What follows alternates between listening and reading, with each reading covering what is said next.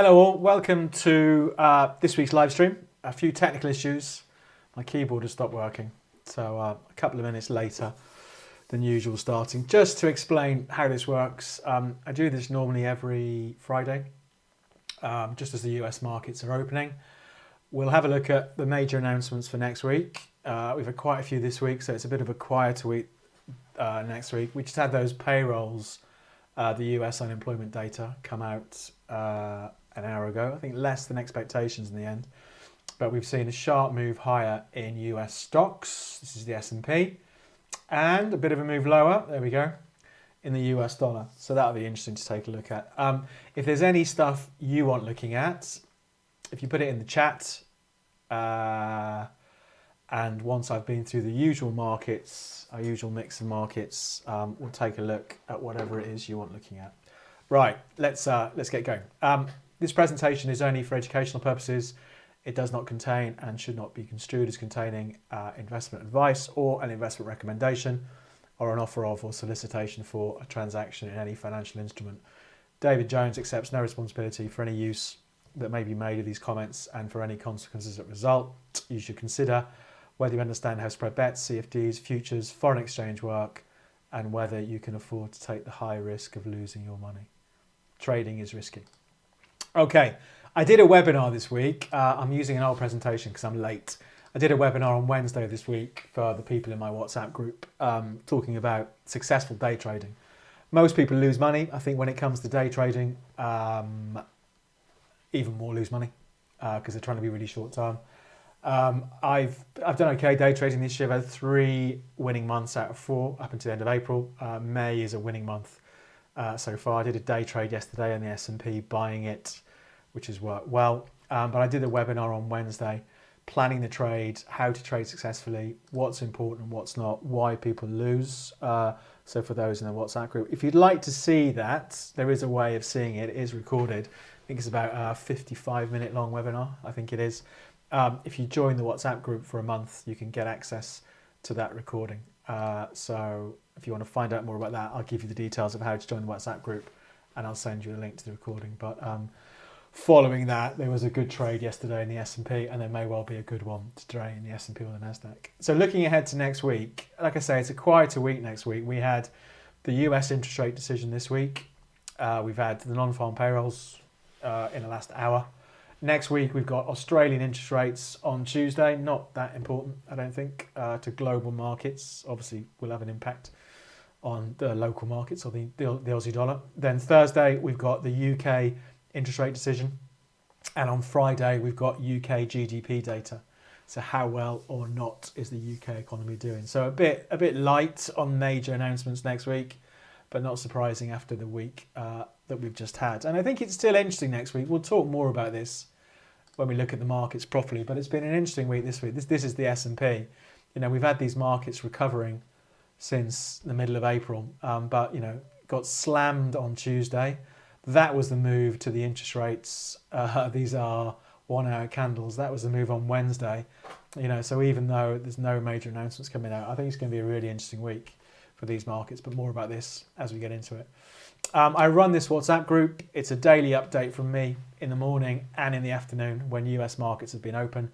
I talk about markets I'm watching, the levels I'm watching, trades I'm running, a Q&A. If anyone's got any questions, they can fire them in. If you want to sign up, if you go to my website, the link is in the description, but it's davidjonestrading.co.uk. If you go to the website and click on subscribe, you can join the WhatsApp group and you'll get access to that day trading webinar from early this week, Wednesday evening.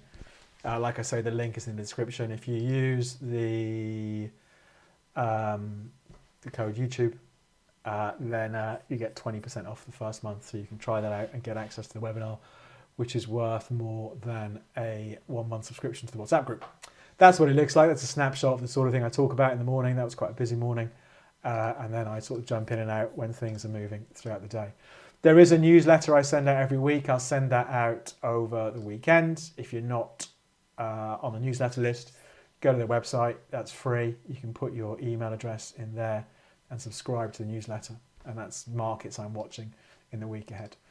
But that's it. So it's all in on the website. The description is in the link down below. davidjonestrading.co.uk is the website. So that's it. Okay, let's go. Let's take a look at the stuff. Let's start off with stock markets. So let's just have a look at the big picture view. So we had this trend from October last year into the 1st of April was when we saw the last all-time high for the S&P 500. And since then, the market's been selling off. We have stopped selling off the middle of April. And we've seen a bounce back. And the only question is, and it's a big question, but it's always the question, I think, when markets are like this, is this market about to go boom, out to fresh all-time highs, or is it going to just a little rally and bang, we go to a new low for the down move? I don't know, but that's why I think these stock markets are interesting at the moment. For now, I suppose that, because I am a trend follower, okay, we've had a month where it just sold off during April. Let's see if it can go back to those highs. So that's what I'm looking at the moment. I'm trying to delete that line. There we go. But it's definitely a much more nervous market, I think, in the last 4 or 5 weeks than we had on the way up. I think we were definitely spoiled on the way up by this market that hardly ever sold off, or it sold off for a couple of days and bang, off it went again. So so I think it's going to be interesting. I think that the test for today, what's interesting for me, I put it in the WhatsApp group after the payrolls. We've got these highs from earlier in the week on the S&P, up around 51.20, 51.25, something like that. And I wonder, are we going to see these broken today? If these break, that does, I think, bode well for perhaps more of a bullish move into next week. But already we can see it's perhaps a little bit nervous up here. If you thought, well, actually, this move over the payrolls has been overdone, then I think this is an interesting area to think about going short, because we're back up to the highs from Monday of this week. We bumped up near them on Tuesday, then sold off, and the market's been a bit jittery since then. So I think perhaps a trade for me this afternoon may well be short up here. Let's see how it all works out. But I'd still be buying the dips. The trade I did yesterday, I talked about the day trading webinar on Wednesday. The trade I did yesterday, perfect setup for me. I bought in at 50.25 yesterday. The market sold off in the first half hour or so, bounced, I bought, and I came out of it at about 50.60 last night. Obviously, I'd have made more of it a hell overnight, but for me, it was a good move on the day, 35-point move on the day, so it was a good trade. But it'd be interesting to see what today brings. So for me, that is the level to watch. The highs for the week. What happens up here for the rest of today in US stock markets? Let's see. And if you have a look at the NASDAQ, same thing really. The NASDAQ, again, started a sharper trend from October, traded as high as almost 18,500, dropped back towards 17.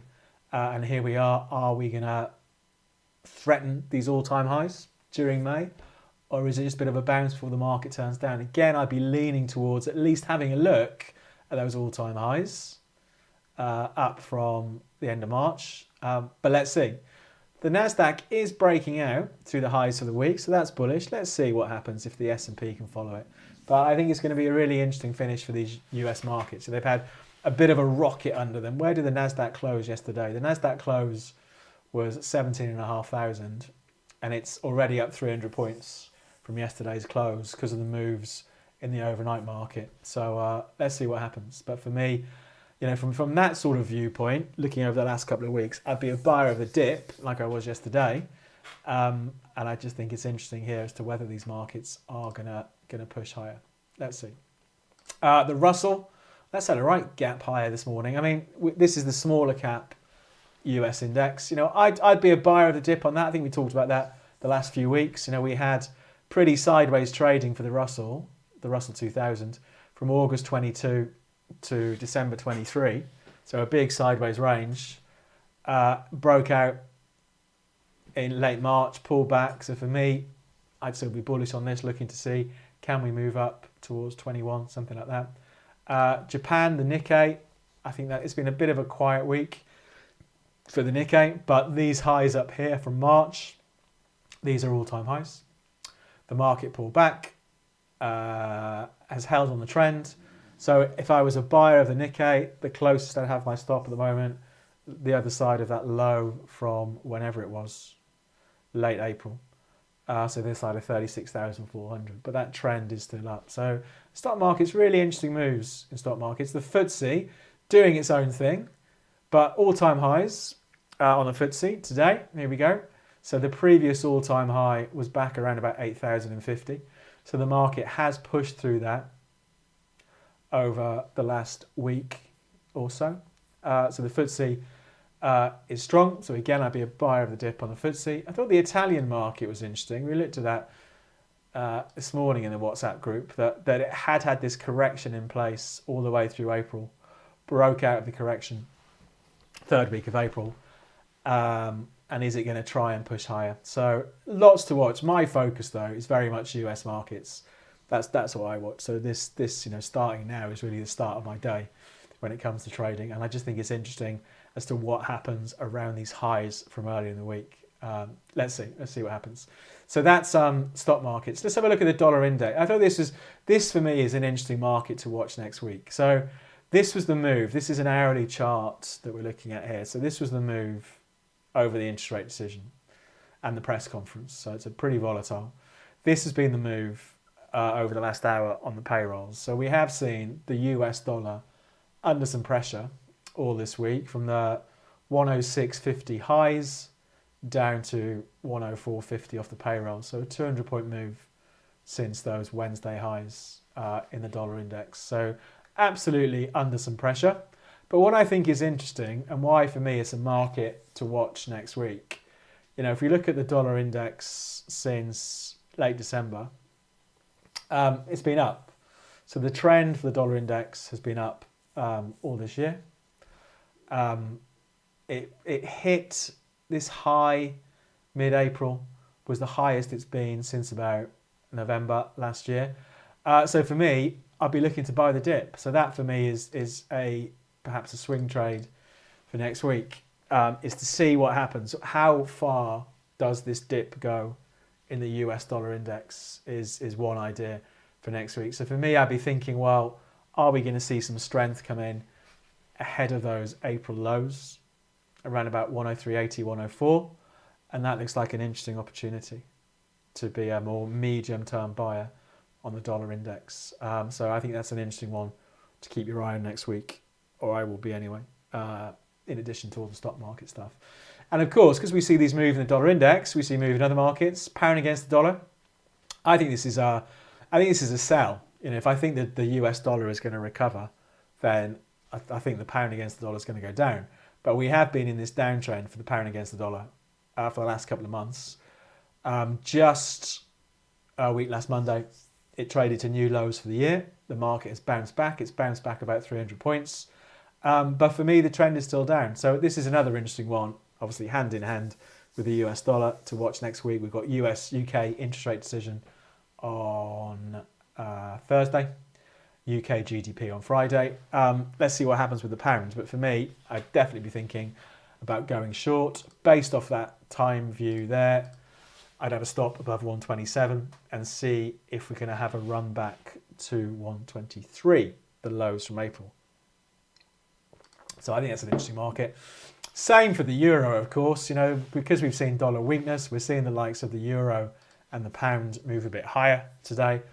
But it hasn't so far changed the big trends.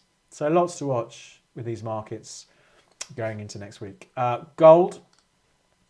Gold's a bit of a funny one, I think, considering that the dollar is weaker today. We're seeing gold a bit weaker as well. We do have this trend for gold since October has been up.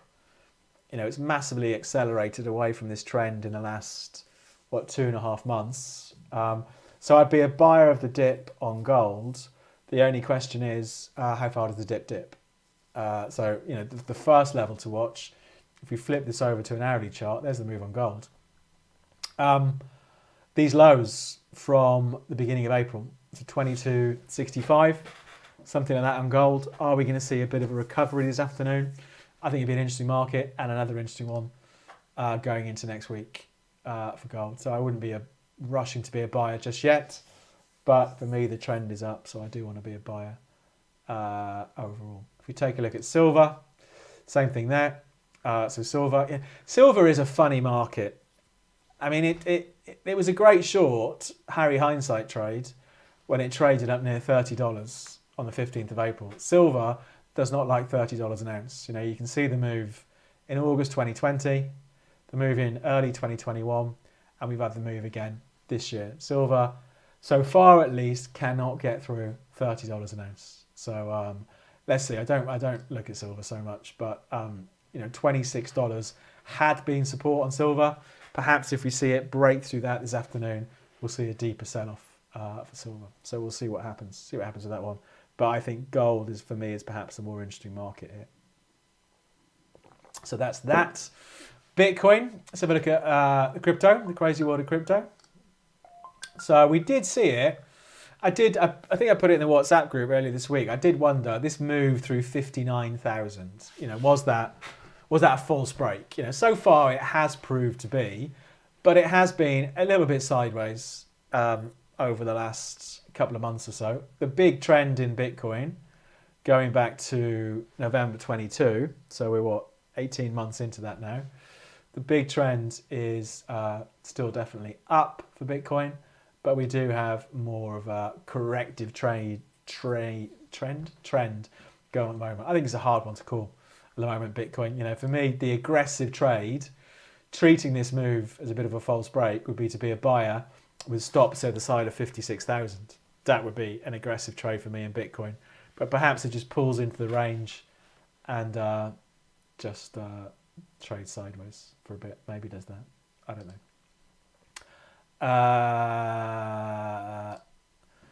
What else? What else have we got? So pound against the dollar. Oh, we did pound against the dollar, didn't we? If we take a look at some of the commodities. Oh, I've just clicked on the wrong thing. Oh, then, okay. If you take a look at some of the commodities, I mean, it's been some... Cocoa has been an absolutely crazy market this week. We had this massive run on cocoa from early this year. Early in Jan, cocoa was around about $4,200. It ran up to 12.2, 12.3, and here we are. It has fallen like a stone, cocoa. It was actually in the papers earlier this week. It's quite rare, I think, that you see a not exactly a mainstream market like cocoa mentioned, but it was in the papers that the move we'd had earlier in the week on cocoa, and it's just carried on selling off. And I think it's one of these markets that it did go parabolic. And I think always with these markets, when they do go a little bit crazy, you know, the risk is if the market turns down, there's going to be a lot of people who are perhaps late to the party, and a bit of panic selling kicks in. And I think that's what we're seeing for the price of cocoa. So here we are. The price has, what was the high? So the high 19th of April was 12.2, and here we are at 7.6. So it's lost, what's that? Not quite $5,000, but the best part of 40% in less than a month, the price of cocoa. So some really, really crazy moves there in cocoa. I must admit, I wouldn't trade it now. It's too volatile for me to trade. But if I was going to trade it, you know, perhaps I'd look at something like the hourly charts, look to go short with a stop at least above yesterday's high. But it's been really interesting watching how this sell-off has unfolded in cocoa, and it has been a little bit nuts. Let's take a look at oil and natural gas and heating oil as well. We'll take a look at that. So if we take a look at, take some of this stuff off, I think oil is another interesting market in conjunction with the US dollar for next week. You know, if we look at the dailies up here, you know, the trend for oil has been up since middle of December, and here we are, early May. This market is still in an uptrend. So for me, oil looks like a buy the dip market. Perhaps not today because it's still dipping, but we have these old lows from 11th of March coming in around about $76, $80, $77 a barrel on oil. So I do wonder if we will see this market start to bounce from here going into next week. So I think that's a really interesting market. You know, we spent a lot of time late Feb, early March just bumbling around sort of 76 to 79. We're pulling back into that range. You know, we're oversold on the RSI for people who are fans of the RSI. You know, are we going to see the market bounce back from here? I think it's an interesting one next week. So for me, if I was a buyer of oil, the closest I would want my stop is at least the other side of $77. But that's, I think, along with the dollar index, it's a really interesting market to watch next week. Natural gas, again, just sort of bouncing around in this sideways range. It's a big range. Perhaps a little bit of weakness for natural gas next week, unless we're going to see a breakout from this range, but not too much of an interesting market for me. So still a little bit sideways. And heating oil, I thought we were going to get a rally in heating oil. If I take it back to April, you know, the heating oil market looked something like that. We'd had the sell-off from September into the lows in December.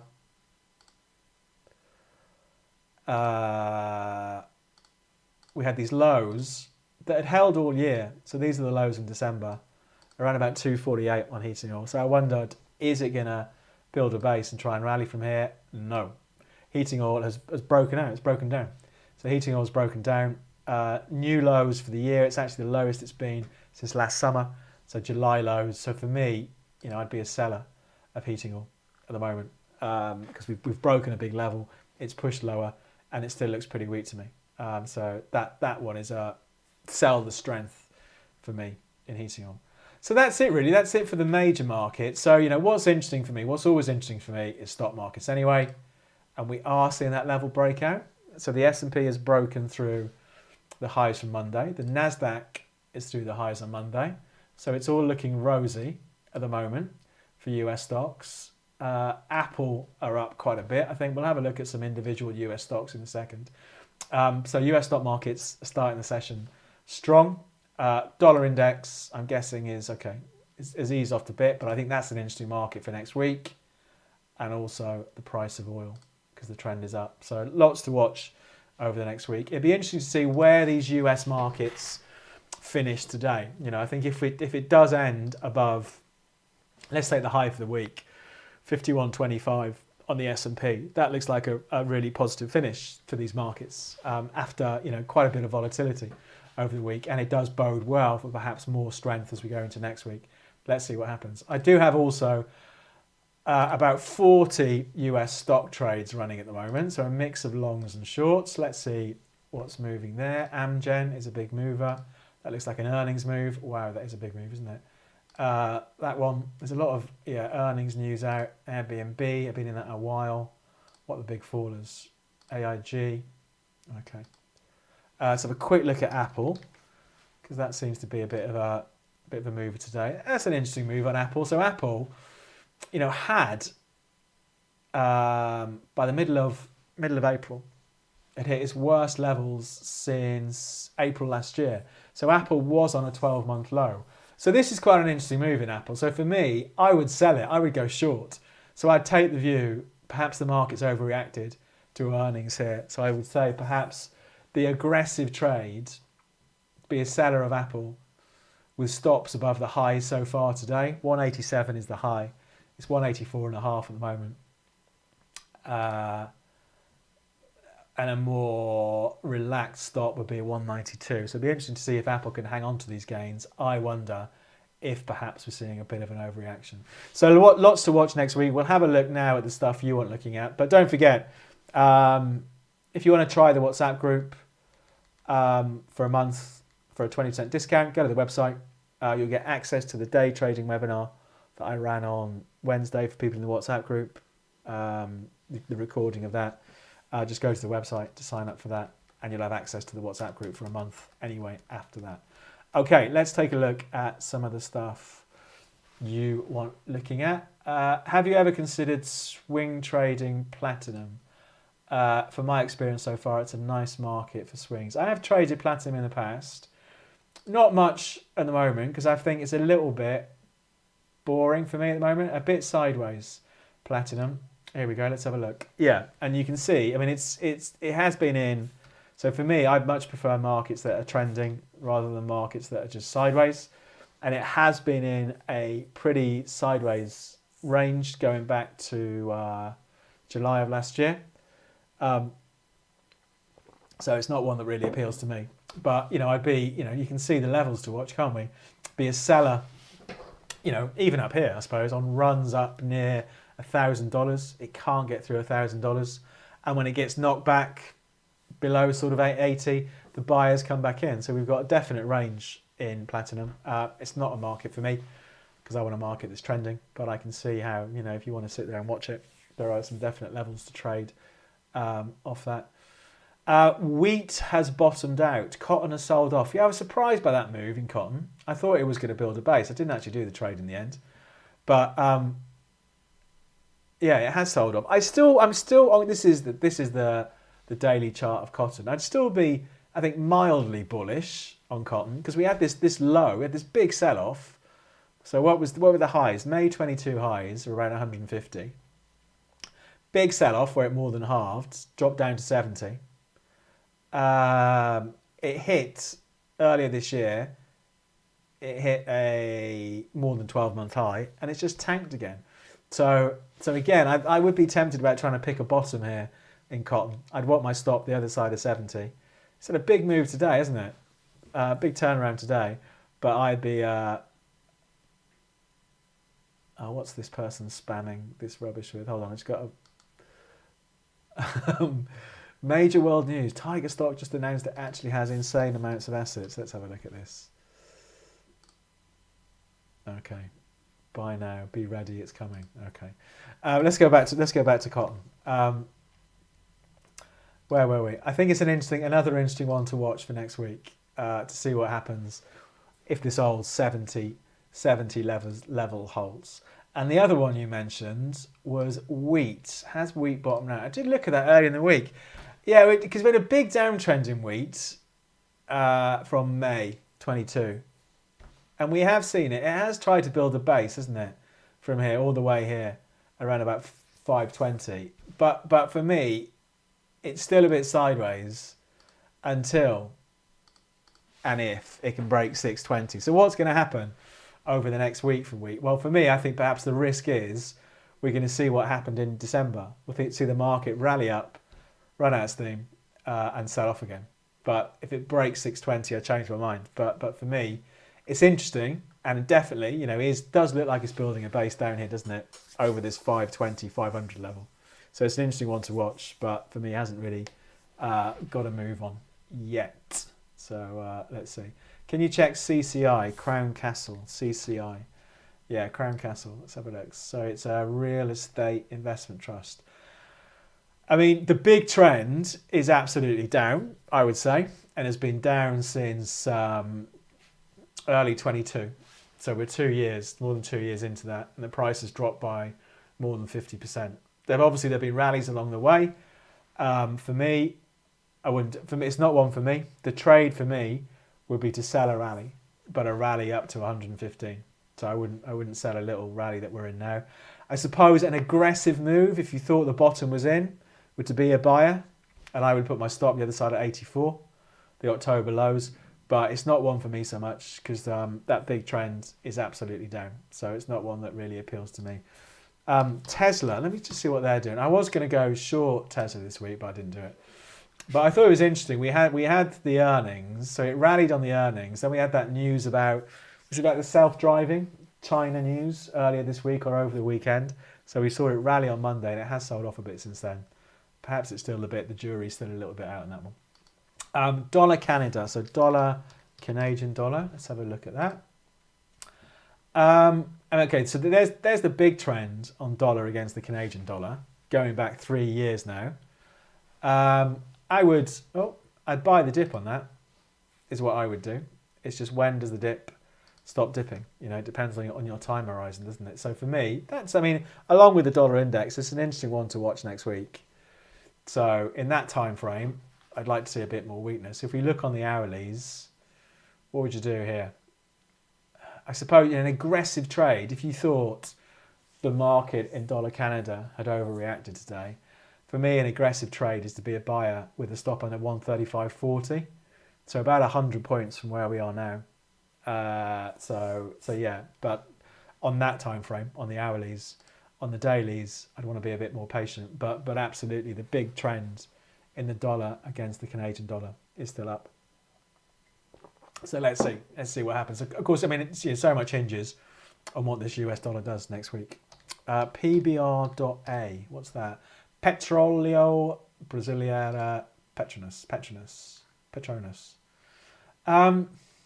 We've definitely looked at this before, haven't we?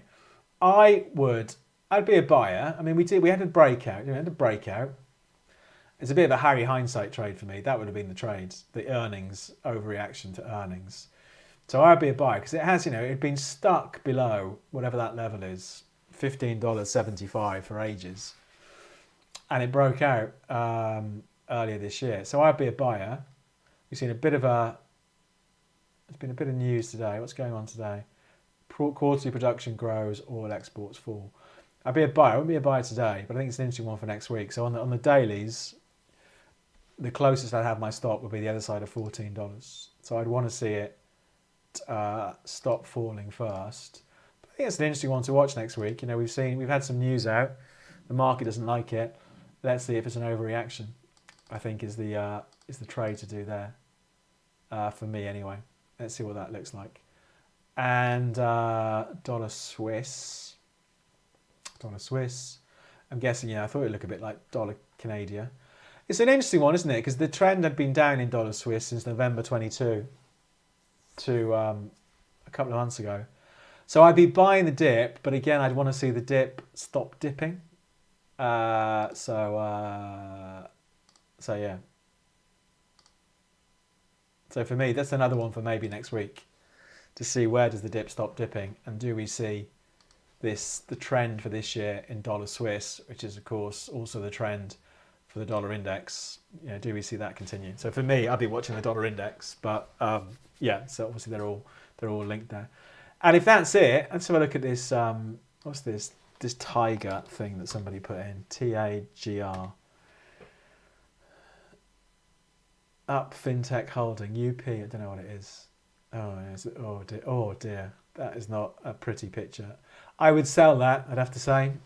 It's turned around quite a bit today. I'd be going short because we're in a downtrend on that one. So it's not one that appeals too much to me. Oh, these US markets have come right off again. It's interesting, isn't it? Look at that. So we had the move through the highs for the week and has turned around pretty sharply on that. I do think we're in for an interesting session today, because it was bumbling up here quite calmly on Monday and got absolutely hammered. What's going to happen up here? Let's see. Even the Nasdaq's come off 100 points in the last 10 minutes or so. So let's see. So for me, US markets are the markets to watch this afternoon. Do we see the highs for the week convincingly broken? Quite a bit of back and forth going on at the moment. And then into next week, what happens with these markets? The other market for next week for me is the dollar index because the trend is up. I think that'd be interesting. And the final market, which is the other interesting one for next week, is the price of oil because we are in this uptrend since December. Do we see some strength come in ahead of sort of 77 to 78, that sort of area? So lots to watch. But if we're all done, I'm going to wrap things up there. So if you'd like to try out the WhatsApp group and get access to that day trading webinar where I go through my approach for the Nasdaq, the S&P and the Dow, you can sign up, use the code YouTube, you get 20% off the first month. Sign up for the newsletter if you're not signed up for that anyway. Otherwise, we'll do it all again next week, next Friday. We'll see where we are next Friday, see where all these markets are. So in the meantime, have a good weekend. Thanks for coming along and see you next week.